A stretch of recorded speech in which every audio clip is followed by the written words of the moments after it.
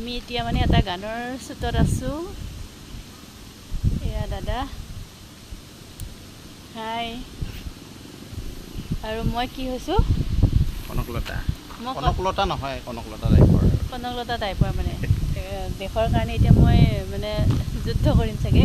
এবাৰতো মাৰ খালোৱেই, মানে জাতীয় পতাকা ফ্লেগে মাৰ খাইছোঁ এবাৰ, আৰু বা কিহে মাৰ খাব লাগে ঠিক নাই।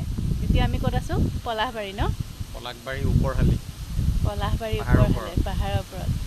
আৰু ইফালে এয়া বা ছিংগা বা কষ্টিউম চেঞ্জ কৰিব গৈছে। আৰু এইফালে আমাৰ ইউনিট।